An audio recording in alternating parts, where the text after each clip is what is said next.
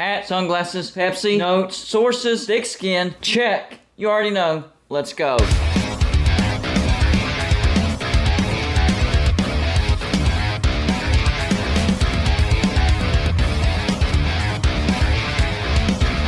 Golden Blooded is a college football YouTube channel for entertainment. So make sure to hit that like and subscribe button, and let's get into our next college football video. Don't forget to send gear to represent your team. The address is P.O. Box 360, Liberty, South Carolina 29657. Yes, we are still doing that. Just wanted to put that reminder in there because I haven't reminded anybody here recently. West Virginia has a new offensive coordinator. Chad Scott was named the new offensive coordinator for West Virginia. I don't know how I feel about this because he was pretty much the head of the run game for West Virginia. And to be honest with you, the run game has been the best part for West Virginia's offense. So that's a plus. The thing is, I think he was promoted to official offensive coordinator because he's a yes man for Neal Brown.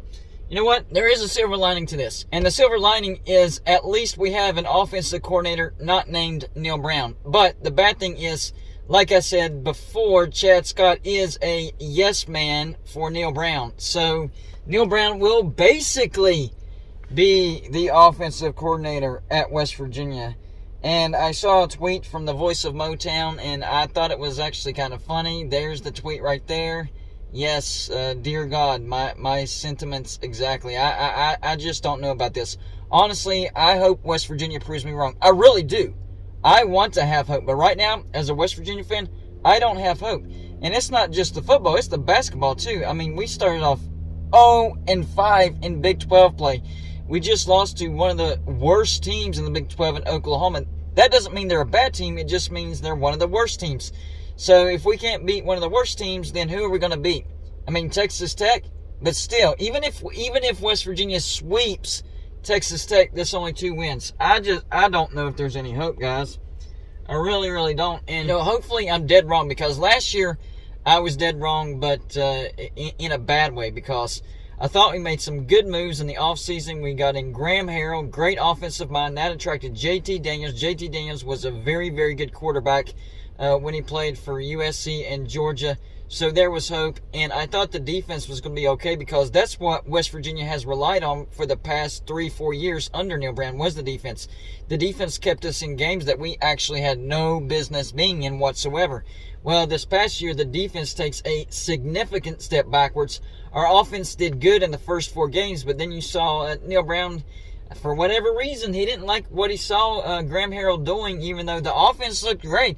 Let's be honest. Even though we lost to Pitt and Kansas, the offense wasn't the problem. It was the defense, and it was coaching decisions. That backyard brawl, and I know I mention it every time I talk about West Virginia. I can't help it. I can't help it.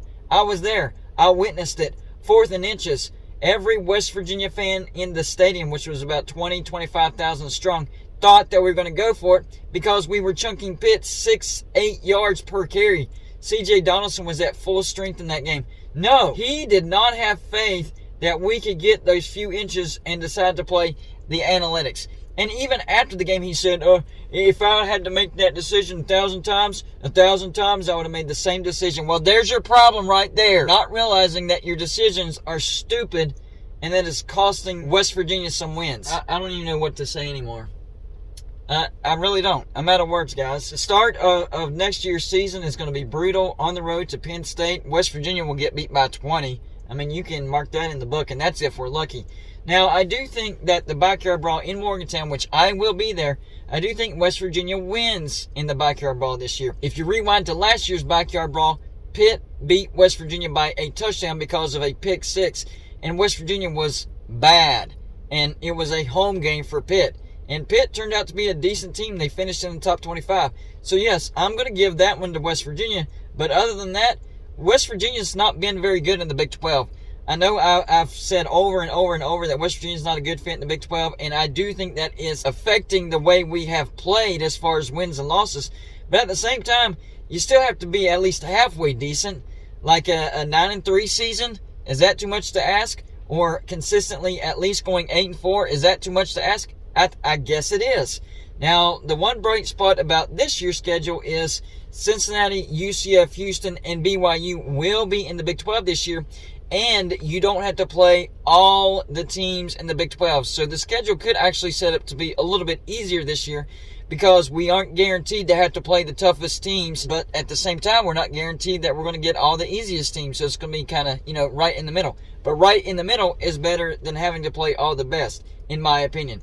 So maybe the schedule helps us out a little bit. I don't know. We'll find out in February whenever the Big 12 releases the Big 12 schedule for 2023. But Chad Scott, for offensive coordinator at West Virginia, I mean, if he does the job that he did as a running backs coach, then we might actually be in a good situation.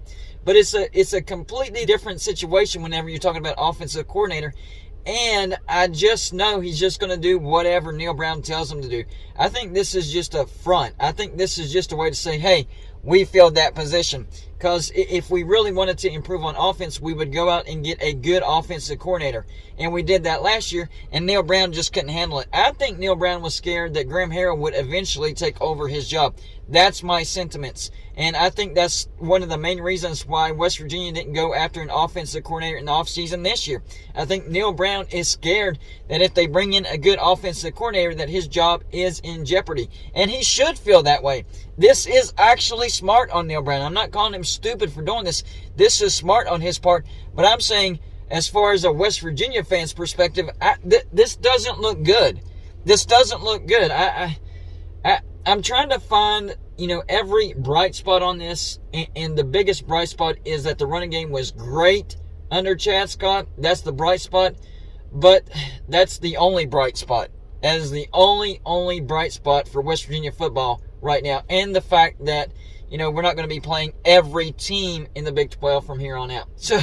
So please, West Virginia, I'm actually hoping that you prove me wrong this year again. I really, really do, because I have a bad feeling about this year. I think we'll finish once again 5-7 if we're lucky. We finished 5-7 this year because we got lucky against Oklahoma State. They played a very, very bad game. They were on the downswing. Oklahoma State was a tale of two halves as far as the season goes. In the first half, they were really, really good. But in the second half, they fell off a cliff. I don't know if it was injuries or whatever, but a lot of transfers heading out of Oklahoma State. It does not look good in Stillwater right now. But for West Virginia, we got lucky with that win. And, if we get lucky again next year, we'll get to 5-7. But that's about it. I don't know what else to say, guys. This is a train wreck. We are witnessing a train wreck in Morgantown. Neal Brown, another season, and yep, another season where he gets a yes man because he's that insecure. That is what he's proven. Neal Brown is proving that he is an insecure individual. I will say this, though. I'm glad we got that wide receiver in the transfer portal. We went out and got Devin Carter from NC State. That's a pretty good pickup at wide receiver. That helps us out a lot. Now it's interesting to see if we can get some players on the defense. Crazy to say, we actually need to focus on the defense when it comes to the transfer portal. So y'all let me know in the comments section, whether you are a West Virginia fan or not, how do you feel about this hire as the offensive coordinator? Do you think West Virginia's offense will be much better in 2023? And do you think we can go out and get some transfers for the defense so that our defense improves? And our defense needs to improve dramatically. We were in the 100s as far as points allowed per game. If we can get back to being like even in the 50s, I'm not asking for an elite defense. Just get back in the 40s and 50s, and our offense be as good as what it was last year, which it wasn't great, but it was okay, then I think West Virginia can get to a bowl. That's all I got for you for this show. Like and subscribe if you haven't already, and I'll see you on my next show.